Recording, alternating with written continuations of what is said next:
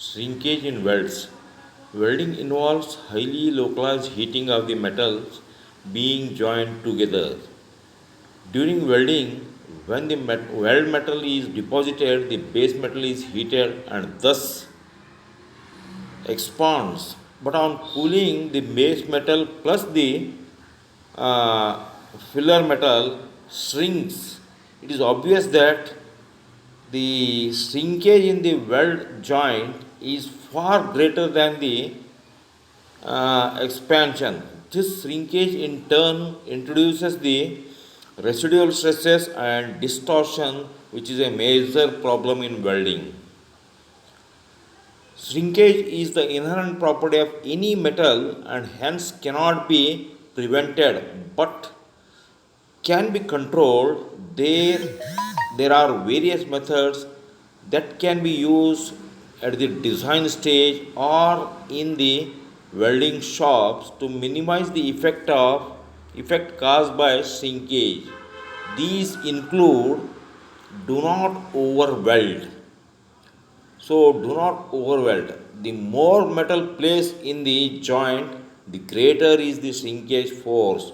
Hence, use of right joint preparation avoid excessive gap, thereby requiring least amount of weld. So figure 5.3a it shows the this one. This is the figure for that one. So this is the right weld. Avoid over welding. So this is the correct welding process. So next one come to the uh, use intermittent welding.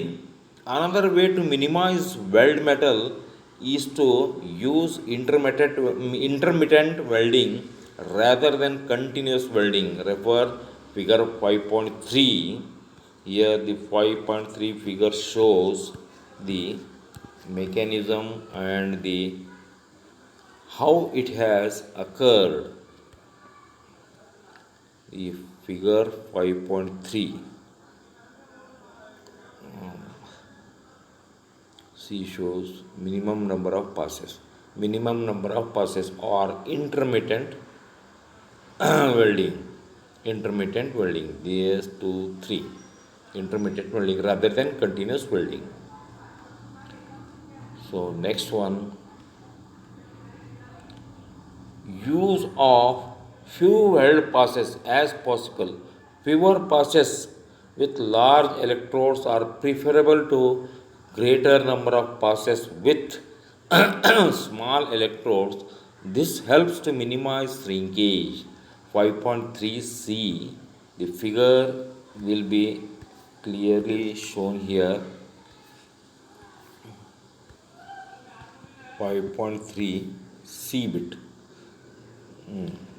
Minimum number of passes. You see here, so large number of passes are avoided as much as possible. Next one, place welds near neutral axis. Attempts regarding placing welds near the neutral axis should be done at the design stage itself. Figure 5.3d it shows here. The figure I will show afterwards, of course, it will be easy. So next one, EBIT, balance welds around the neutral axis. This practice will balance one shrinkage force against another, thereby minimizing the distortion of weld metal. 5.3e. So that figure I will show you afterwards because it is creating some problems during the E teaching. F, balance linkage forces with opposition forces. Pre-bending as shown in the figure 5.3 F makes use of opposing mechanical forces to counteract distortion due to shrinkage effect. Clamps, jigs or fixtures may be used to hold the workpiece until welding is completed.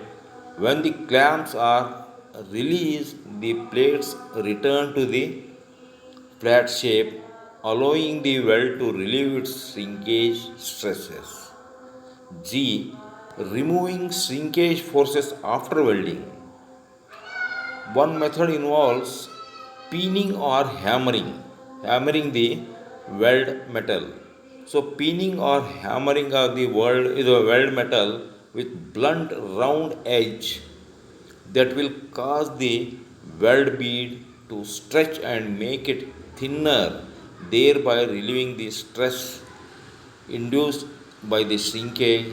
But peening may cause damage to the weld metal and hence has to be used in special cases. Another method is by thermal stress relieving or heat treatment technique, wherein controlled heating of the weld metal to elevated temperature is followed by controlled cooling. The residual stresses that would tend to distort the weldments are thus minimized. Minimize welding time. H. It is desirable to finish the weld quickly as much as possible before a large volume of the surrounding metal heats up and expands. This helps to minimize the shrinkage effects.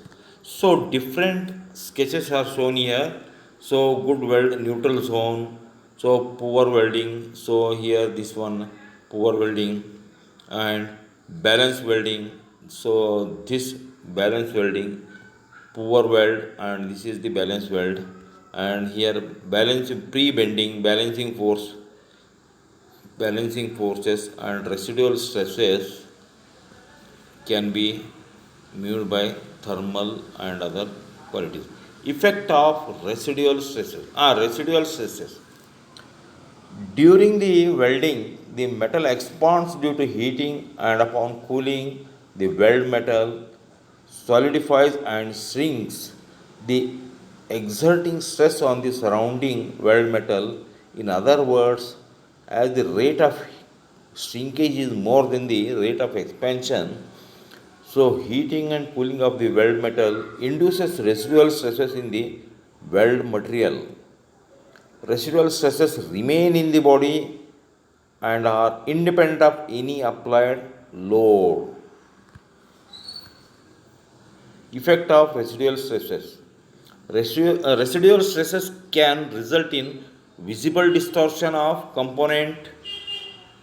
B. Residual stresses can reduce the strength of the base material and can lead to catastrophic failure through cold cracking. C bit lowers the ductility of the metal. D bit residual stresses may increase the rate of damage by fatigue, creep, or environmental degradation. Control of residual stresses. The residual stresses can be controlled, of course, to some extent. The residual stresses are minimized by reducing the amount of weld metal deposited.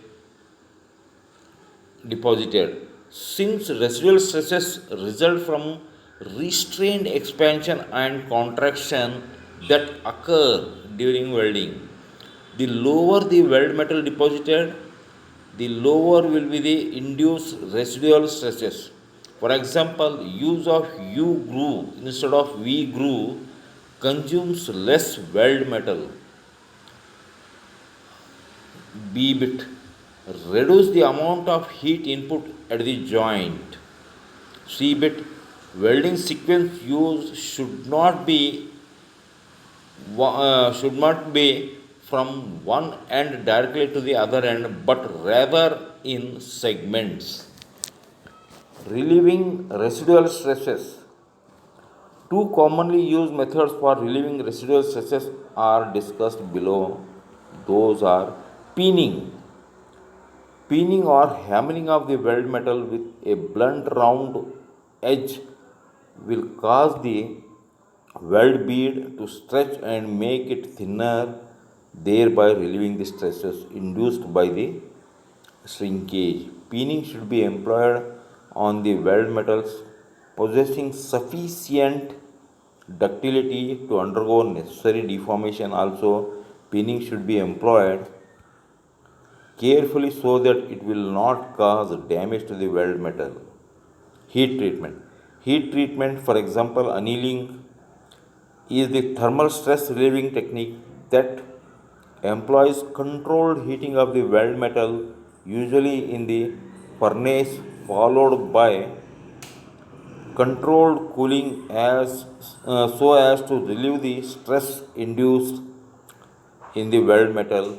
The metal is cooled slowly either inside the furnace or in atmospheric air up to room temperature.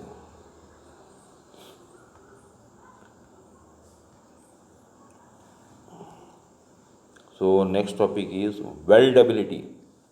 It is the easiness with which the metal can be welded into reliable, inseparable joint, having proper structure and property. Metals with limited solid solubility have low weldability. Metals which are insoluble in each other is the solid state are entirely unweldable by fusion welding. Such metals are heated to plastic state and then mechanical force is applied to make the bonding between the parts. In some cases, a third metal is introduced at the joint which is soluble in metals. Metals having higher thermal conductivity are most easily weldable. They dissipate heat from the weld fast. The main problem associated with the weldability is the development of cracks in the welded portion, that is the joint. The common surface between the weld metal and the parent metal, the parent metal adjacent to the welding results in heating of the parent metal and is suddenly exposed to atmospheric air. This brings about sudden cooling. This induces hardening in the metal and reduces ductility. This induces cracking tendency. The following factors affect weldability of the metal: thermal conductivity of the metal, thermal expansion of metal, microstructure change in the metal, oxidation of the metal, surface condition of the metal. Weldability of the metals in descending order: wrought iron, pure iron, carbon steel, less than 0.25 carbon, cast iron, low alloy steel, stainless steel.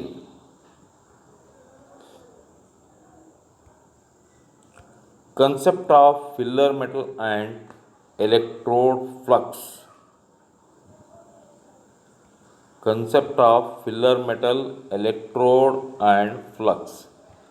So, a filler metal is a metallic wire used to supply additional materials to fill the gap between the two workpieces to be joined. The filler metal is available in the form of rod and is made of the same material or nearly the same chemical composition as that of the base metal. The filler metal used in arc welding process is called electrode. Oh, next.